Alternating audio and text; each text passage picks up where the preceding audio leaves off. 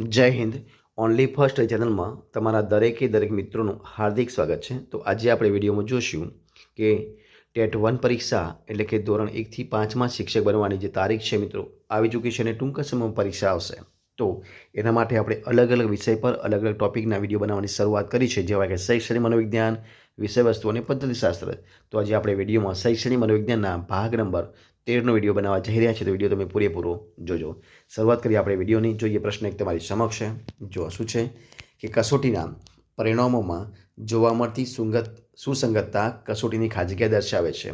તો વિશ્વસનીયતા, યથાર્થતા, પ્રમાણિકતા કે વ્યક્તિલક્ષિતા.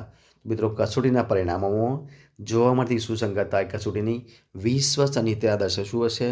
વિશ્વસનીયતા દર્શાવે છે. જવાબ બનશે ઓપ્શન એ. ત્યારબાદ આગળ જોઈએ આપણે કે પોઝિટિવ સાયકોલોજી એ શબ્દનો સર્વપ્રથમ પ્રયોગ ખાજગીયા એ કર્યો હતો.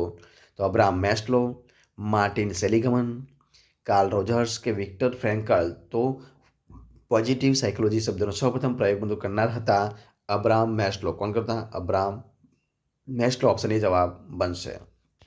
ત્યારબાદ જોઈએ આપણે આગળ કે આલ્બર્ટ બાન્ડુએ, કોને મિત્રો? આલ્બર્ટ બાન્ડુએ ખાજગીયાનો સિદ્ધાંત આપ્યો હતો.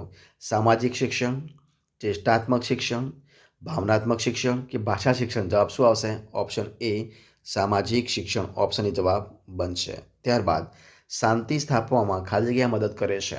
સંપર્કો, સહકાર, પ્રત્યાયન કે ઉપરોક્તમાં. જવાબ છે મિત્રો ઓપ્શન ડી ઉપરોક્તમાં. મતલબ સંપર્ક પણ આવે, સહકાર પણ આવે અને પ્રત્યાયન પણ આવે. તો શું આવશે? ઉપરોક્ત તમામે તમામ બનશે. ઓપ્શન ડી જવાબ.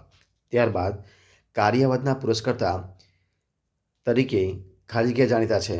વિલિયમ જેમ્સ અને જ્હોન ડ્યુઈ, વિલિયમ વુન્ડ અને ટીચનર, વિલિયમ જેમ્સ અને ટીચનર, વિલિયમ વુન્ડ અને જ્હોન ડ્યુઈ. તો જવાબ શું આવશે? કાર્યવાદના પુરસ્કર્તા તરીકે વિલિયમ જેમ્સ અને જ્હોન ડ્યુઈ આવશે. જવાબ બનશે ઓપ્શન એ વિલિયમ જેમ્સ અને જ્હોન ડ્યુઈ. ઓપ્શન એ જવાબ બનશે. ત્યારબાદ આપણે આગળ જોઈએ કે કસોટી પુનઃ કસોટી પદ્ધતિ દ્વારા કસોટીની ખાજગીયાનું માપન થઈ શકે છે. વિશ્વસનીયતા, પ્રમાણિકતા, માનકો કે ઉપરોક્ત તમામ. તો શું આવશે?